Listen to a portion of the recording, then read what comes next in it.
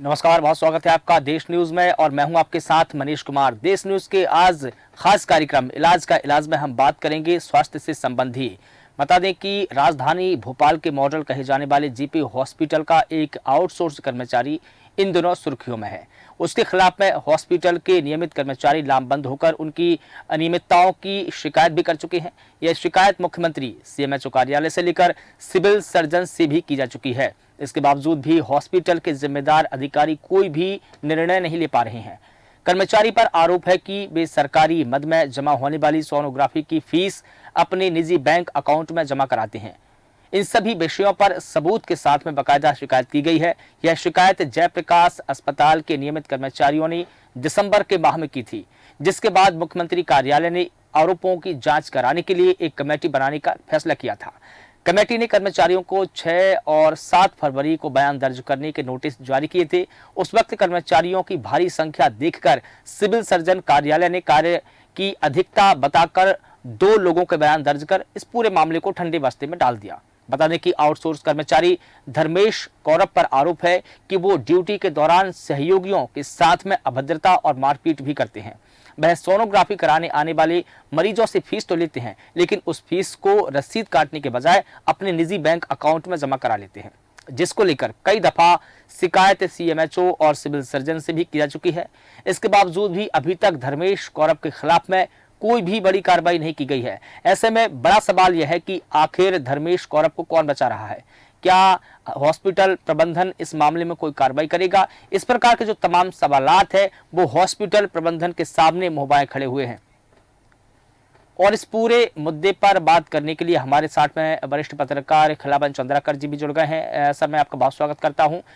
इस पूरे मामले को लेकर सर आपसे यही जानना चाहूंगा कि जिस प्रकार से एक आउटसोर्स कर्मचारी जो इस पूरे प्रबंधन पर भारी पड़ता दिख रहा है, बयान तक दर्ज नहीं किए जा रहे हैं, वो फर्जी वादा करता है, जो पैसे सरकारी मद में जमा होने चाहिए थे वो अपने निजी बैंक अकाउंट में जमा करवा रहे हैं, लेकिन कार्रवाई नहीं होना एक बड़ा सवाल है। सर देखिए, जेपी अस्पताल ही नहीं, पूरे मध्य प्रदेश में जिस तरह से स्वास्थ्य सेवाओं में कमियां हैं और वो सब कमियों में जिस तरह से स्वास्थ्य कर्मचारी लगातार इसमें अनुचित रूप से लाभ उठा रहे हैं, उसका उदाहरण 1250 अर्थात जेपी अस्पताल में देखने को मिला है। जी, लंबे समय से इस पर शिकायतें हो रही है कि किस तरह से वसूली की जाती है, किस तरह से सोनोग्राफी के लिए दी गई राशि और निजी खाते में जमा करवाते हैं। ये सब बातें लगातार हो रही है और शिकायतें भी हो रही है, उच्च अधिकारियों से शिकायतें हो रही है जी, लेकिन उस पर कार्रवाई नहीं हो पाती। उसका मूल कारण यही है कि कौरव जैसे लोगों को बहुत ज्यादा स्वास्थ्य विभाग के अधिकारियों का संरक्षण है और बहुत ज्यादा संरक्षण है, इसलिए इस तरह के घृणित कार्य, इस तरह के खुलेआम कार्य वो करते हैं और करते, यदि कार्रवाई नहीं हुई तो मुझे लगता है वो करते आएंगे, क्योंकि अंकुश लगाना जरूरी होता है ऐसे कार्यों में, और अंकुश नहीं लगता तो निरंकुश होकर लगातार कार्य करते रहते हैं। जी बिल्कुल सर, लेकिन इस मामले में बाकायदा सबूतों के साथ में शिकायत की गई। बड़ा सवाल तो ये भी है कि ये कर्मचारी कब से सोनोग्राफी के मामले में फर्जीवाड़ा कर रहा है, कब तक इसने फर्जीवाड़ा किया है, कितने रुपए की चपत सरकार को लगा चुका है, ये बड़ा सवाल है, क्योंकि अभी तक तो जांच भी नहीं की गई है, बयान तक दर्ज नहीं हो पाए हैं। ऐसे में ये जानना बड़ा मुश्किल हो रहा है कि अभी तक कितने रुपए की और कितने हजारों की चपत लग चुकी है। निश्चित रूप से यदि उनके पूरे कार्यकाल की जांच की जाए और कब से ये हो रहा है, मुझे तो जानकारी मिली है कि लगभग पिछले 2 साल से वो इस तरह के कार्य कर रहे हैं। और यदि प्रतिदिन आने वाले सोनोग्राफी के मरीज की संख्या को देखें तो मुझे लगता है कि करोड़ों रुपए में वो अभी तक सरकार को चूना लगा चुके हैं। तो कुल मिलाकर के यदि बाहर की कोई आदमी शिकायत करता है या बाहर से कोई सूत्र शिकायत करते हैं तो बात अलग है। वहाँ लोकल के अधिकारी कर्मचारी ही इस बात की शिकायत कर रहे हैं। हड़ताल करने की बात भी हो चुकी थी, उसके बावजूद भी क्यों नींद से नहीं उठते उच्च अधिकारी स्वास्थ्य विभाग के या 1250 का प्रबंधन, ये समझ में नहीं आती मुझे। और देखिए, यदि लोगों की शंका है तो जांच ही एकमात्र ऐसा साधन है जिससे दूध का दूध, पानी का पानी हो सकता है। यदि वो बेशक बेकसूर है तो जांच में सामने आ जाएगा, जी लेकिन बिल्कुल। उसको संरक्षण दे करके लगातार इस तरह के अनियमितता को प्रोत्साहन देना निश्चित रूप से स्वास्थ्य विभाग के बड़े अधिकारियों की बिल्कुल, लापरवाही चूंकि होगी। सर घटना को 3 महीने बीत चुके हैं। जो नियमित कर्मचारी है उन्होंने दिसंबर के महीने 2023 में इस बात की शिकायत की कि जो धर्मेश कौरव है वो अपने सहयोगियों के साथ में अभद्रता करते हैं, मारपीट करते हैं और जो सोनोग्राफी के जो पैसे हैं वो अपने निजी अकाउंट में जमा करवाते हैं। इस पूरे मसले को लेकर के 3 महीने बीत चुके हैं लेकिन अभी तक बयान तक दर्ज नहीं किए हैं। इससे क्या साबित होता है? इससे तो यही साबित होता है कि जो प्रबंधन है वो ही इस मामले को बढ़ावा दे रहे हैं। फिलहाल हमारे साथ में सामाजिक कार्यकर्ता राजू साहू जी भी हमारे साथ में जुड़ गए। सर आपका भी बहुत स्वागत करता हूँ। आपसे सर यही जानना चाहता हूं कि जिस प्रकार से जेपी हॉस्पिटल के एक आउटसोर्स कर्मचारी की खबर आई कि उन्होंने सोनोग्राफी के जो मरीज है उनसे जो पैसे लिए, रसीद काटने के बजाय वो पैसे अपने निजी अकाउंट में जमा करवा लिए। कितने समय से ये फर्जीवाड़ा चल रहा है, कितने पैसे का फर्जीवाड़ा कर चुका है, इसकी कोई खबर फिलहाल नहीं है। और इस मामले में जो सिविल सर्जन है राकेश श्रीवास्तव, उन्होंने भी जांच कमेटी गठन करने की बात कही लेकिन अभी तक इस मामले में कोई कार्रवाई नहीं हो पाई है। क्या कहेंगे सर आप? ये कार्य बहुत निंदनीय है। तो अभी तक कोई कार्रवाई नहीं हुई, ये बहुत बहुत बहुत गलत है जी और क्या सरकारी जो नियम है बहुत पेचीदा होते हैं जी और प्राइवेट में जो ये कराते हैं बहुत पैसा लगता है। जी तो मरीज लोग ये सस्ते में कराने के चक्कर में जी ऐसे जाल में फंस जाते हैं इनके, जी और ये उनको पता नहीं चलता है और वे अपने सस्ते के चक्कर में ये मतलब इनके चक्कर में आ जाते हैं जी और इसका ये फायदा उड़ाते हैं। तो सरकार को भी चाहिए कि प्राइवेट में जो होता है उसके में अंकुश रखा जाए। जी वहाँ पैसा बहुत लगता है और ये सस्ते के चक्कर में ये सब भ्रष्टाचार बढ़ता जा रहा है। जी लेकिन इसको बढ़ावा तो जो हॉस्पिटल के प्रबंधन है वो ही दे रहे हैं। अगर वो ही इस मामले में कार्रवाई नहीं करेंगे तो कार्रवाई कौन करेगा? बड़ा सवाल तो ये भी है सर। नहीं तो उनको मौका मिलता है ना ये सब करने का। जी तो मतलब इसमें अंकुश होना चाहिए हर चीज में, जी बाहर भी है अंदर भी, सरकार में भी और जी गैर सरकारी में, दोनों तरफ। चलिए ठीक है। मतलब मरीज जो जाए तो कहा जाए। जी जी चलिए ठीक है। इस पूरे मामले को लेकर के हमारे साथ में जो पार्षद है योगेंद्र सिंह चौहान जी भी जुड़ गए हैं। सर आपका भी बहुत स्वागत करता हूं देश न्यूज में।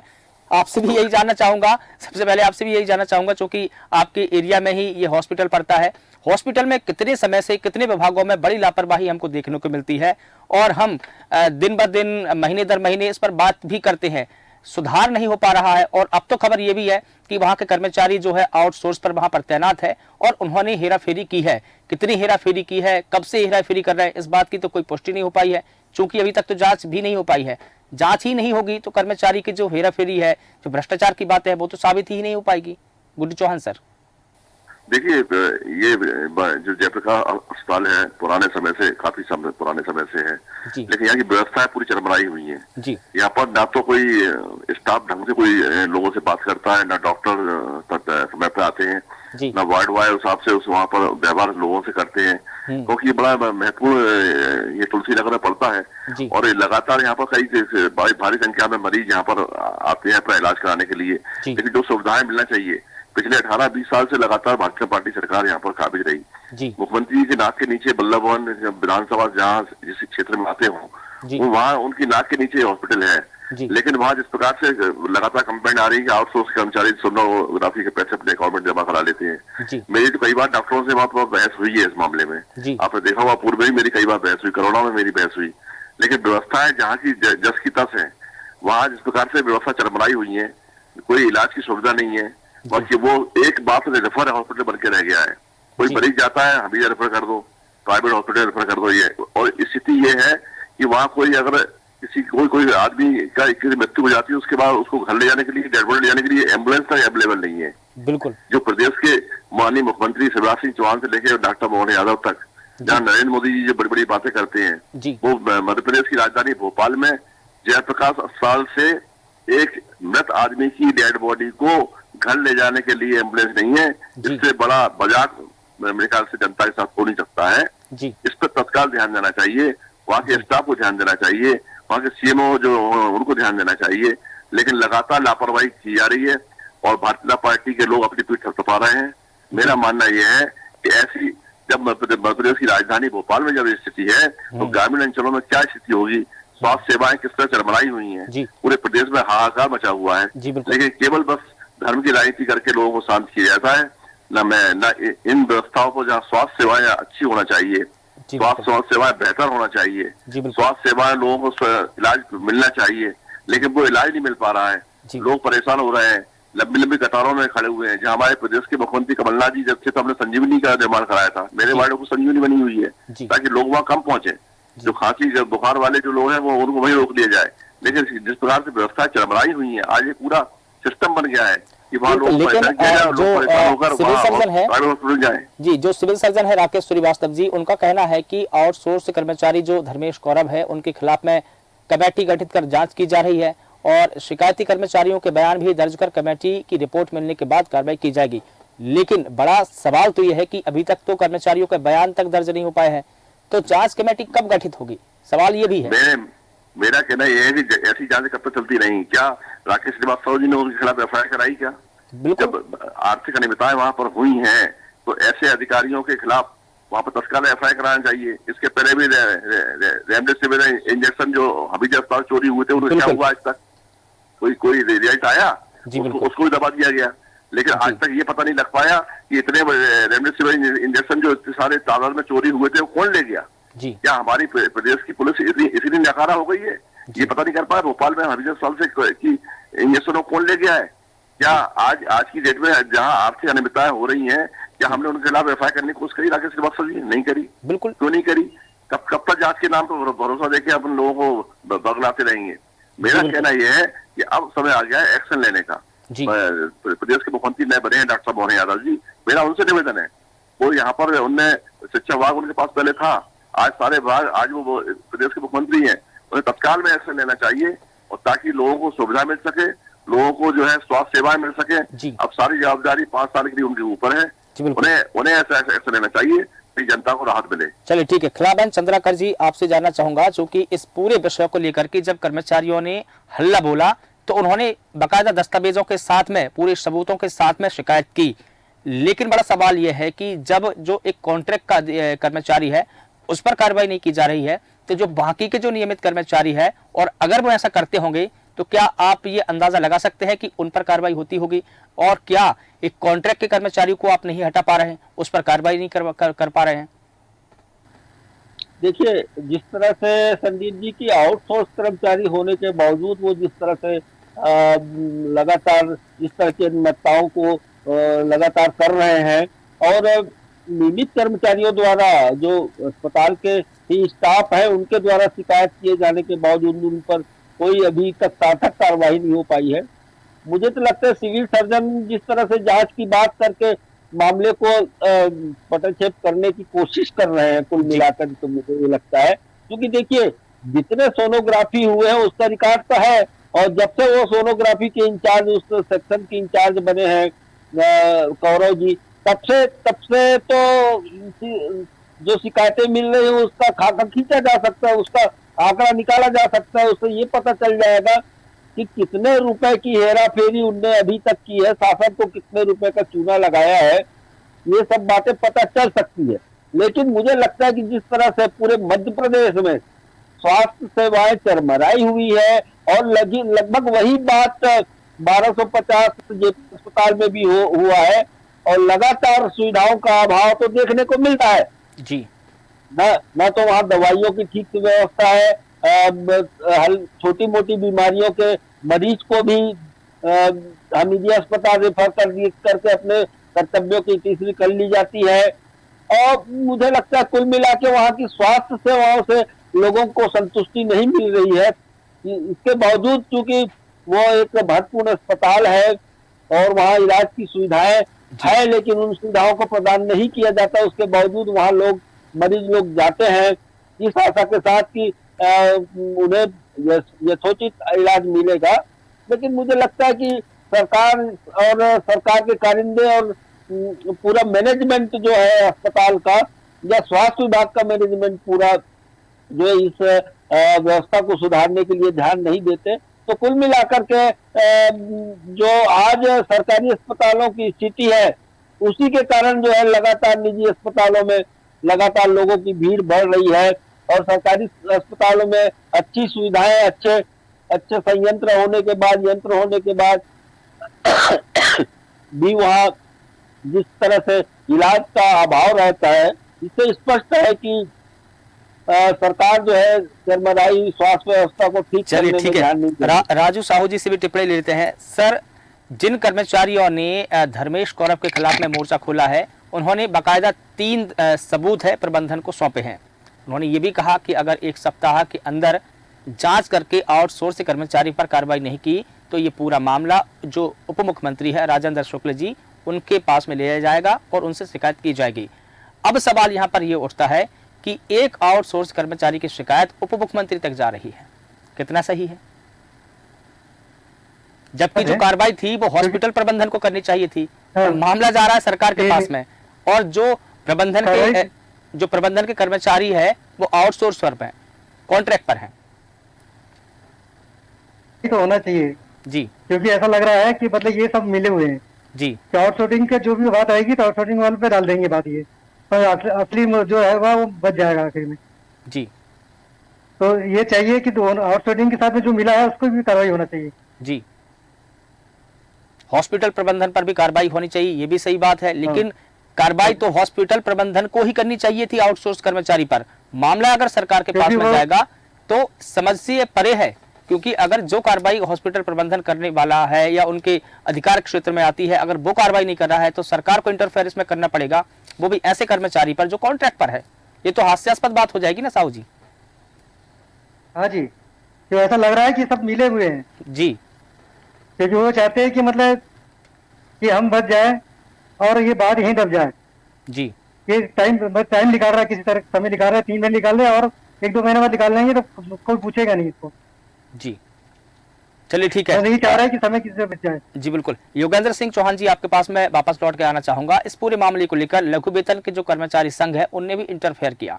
उन्होंने बाकायदा कहा कि जो धर्मेश कौरव है वो रोगी कल्याण समिति की तरफ से देय वेतन में 2016 से पदस्थ है और अभी जो साल चल रहा है वो 2024 चल रहा है। 2016 से लेकर 2024 का एक लंबा अरसा होता है, 8 साल का समय होता है। अगर ये माना जाए कि वो 2016 से ही इस प्रकार की हेराफेरी करने लगा है तो यकीन मानिए कि 8 साल में उन्होंने कितना घोटाला किया होगा। क्या अंदाजा लगा सकते हैं आप? देखिए, ये सारा मामला जो है, मेरा मानना ऐसा है कि वहां पर एक रैकेट पूरा चल रहा है, सिस्टम पूरा एक पहले से बना हुआ था। वो सिस्टम पूरा जो है लगातार इस तरह की आर्थिक अनियमितताएं को जन्म देता रहा। इसमें जो है जो आउटसोर्स कर्मचारी जो भी इसमें इन्वॉल्व है, वो कोई शासी कर्मचारी तो है नहीं। बिल्कुल। जो वहाँ शासी कर्मचारी को या वहाँ की समिति को जांच करेगी, ये आर्थिक अनियमितताएं वाला मामला है। इसमें तत्काल FIR कराना चाहिए और पुलिस को मामला सौंपना चाहिए। पुलिस अपने आप पता कर लेगी किसने पैसा खाया, किसने नहीं खाया, क्या हुआ क्या नहीं हुआ। इसमें अगर वहीं की जांच होती रहेगी तो घालमेल के अलावा कुछ नहीं निकलेगा। और आने वाले समय जैसे हमीदिया अस्पताल में रेमडेसिविर इंजेक्शन का जो हाल हुआ था, पता नहीं पड़ पाएगा आज तक कौन चोरी कर ले गया, वही हाल यहाँ पर होगा। मेरा मानना यह है कि अगर वाकई में सरकार संवेदनशील है और सरकार के अधिकारी उसको एक्शन में लेना चाहते हैं, माननीय मंत्री राजेंद्र शुक्ला जी उसको एक्शन लेना चाहते हैं, तत्काल इसमें कार्रवाई होना चाहिए ताकि लोगों को राहत मिल सके और सिस्टम को सुधारना चाहिए। क्योंकि जिस प्रकार सिस्टम बालचास में चल रहा है, जयप्रकाश अस्पताल में सिस्टम बड़ा गड़बड़ है, वहाँ पर कोई राहत के काम हो नहीं पा रहे हैं, लोग बड़े परेशान रहते हैं। काफी कंप्लेंट मेरे पास आती रहती है वहाँ के मामले में।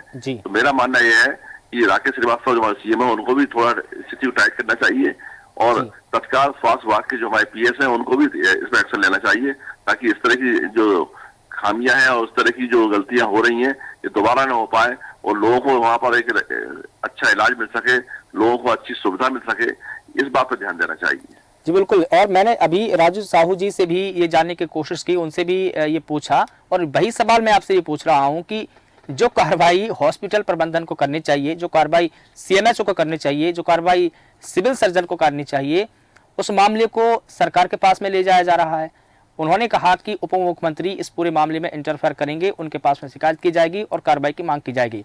ये कितना सही है सरकार के पास में मामले ले जाना?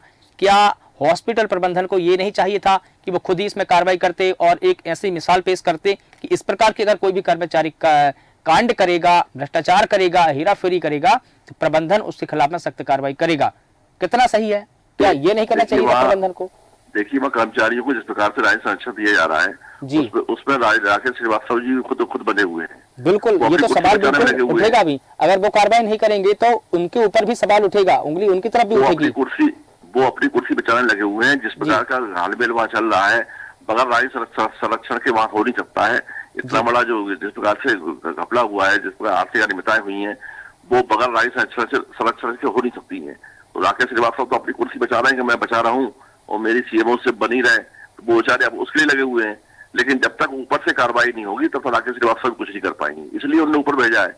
और ये सब तार ऊपर तक गए हुए हैं। जब तक ऊपर से आदेश नहीं होगा तब तक राकेश श्रीवास्तव कुछ नहीं कर पाएंगे। सब मिले हुए हैं आपस में।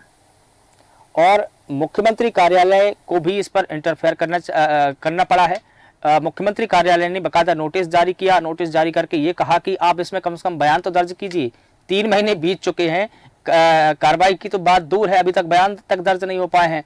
तो इस मामले में मुख्यमंत्री कार्यालय में जब शिकायत की गई तो मुख्यमंत्री कार्यालय की तरफ से नोटिस आया, उसके बाद में प्रबंधन ने सिर्फ बयान दर्ज करने की बात कही है और अभी तक तो वो भी दर्ज नहीं हो पाए हैं। देखिए, मेरा बहुत स्पष्ट है, जहाँ आर्थिक अनियमितताएं हैं वहां पर जब सारे प्रूफ आपके पास है तो आपको इसमें एफआईआर होना चाहिए। आप एक पॉलिटिकल मामलों में तो आप फट से एफआईआर कर देते हैं। बिल्कुल, हम लोग कभी घेराव करने जाते हैं, कोई बात करने जाते हैं तो आप हम साहसी कार्य बाधा का केस दर्ज करके हम लोग बंद करा देते हैं।